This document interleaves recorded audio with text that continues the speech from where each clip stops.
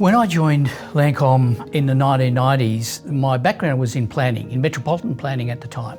And Landcom had been in operation for 20 years at that stage. It had done a really good job in greenfields, but there were other priorities for government at the time. One of them was to promote urban renewal. And the government had an issue with urban renewal not being taken up, number one, and the quality of it at the time as well. So one of the highlights for me was a great relationship I had with Craig Knowles right at the very beginning, because Craig came from that industry. He understood that industry really, really well, and he had great ambitions for the organisation. One of the principal reasons why Landcom was corporatised was we needed to put it on a commercial footing.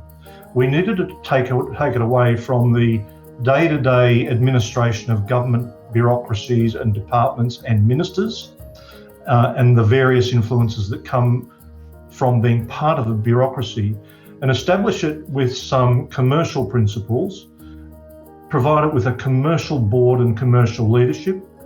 One, it provides an important applied policy framework to drive innovation and capability back into the sector. It's a great moderator in terms of the house price equation, and it also provides a healthy dividend back into the Treasury coffers. The community was becoming much more discerning in terms of environmental outcomes.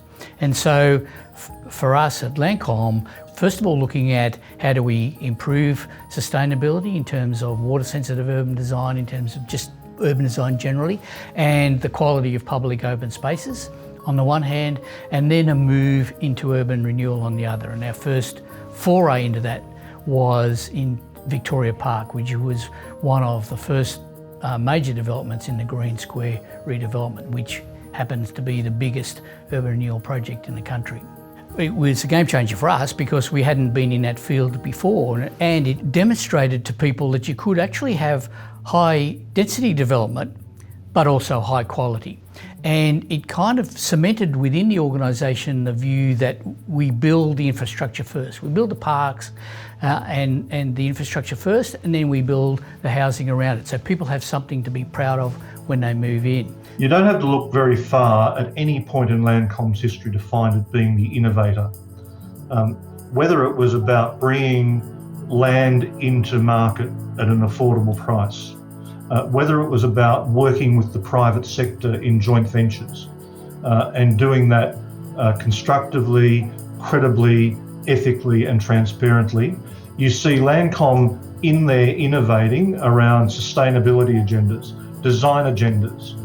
But the one thing that underpins all of those agendas is there are many, many, many thousands of people who've benefited because they were able to purchase a block of land or invest in an apartment that Landcom was involved in as a joint venture and build their families with confidence and trust that the product they were buying was being delivered with the best intent, with the best quality and at the best price.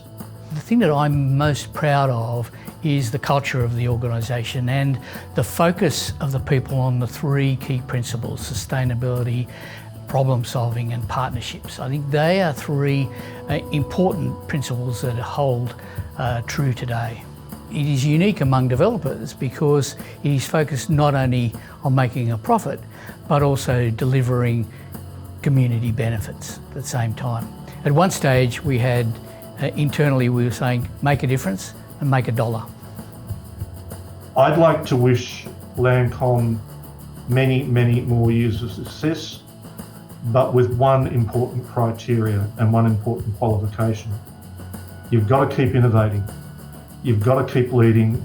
You've got to be doing the things that you've done for the last 45 years for the next 45 years.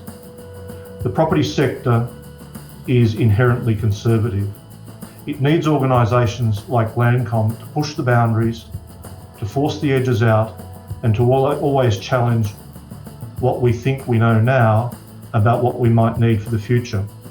As we move into an environment of environmental change, climate change, the sustainability agendas, our resilience as humans and humanity is always going to be linked to our habitat and how we choose to live. And Landcom is going to be fundamental to that in the urban conurbations, not only in Sydney, but it can be the exemplar for the rest of the world. I wish Landcom every success in its future under whoever leads it from time to time. The institution is a great one. It has demonstrated how fit it is for purpose for the last 45 years.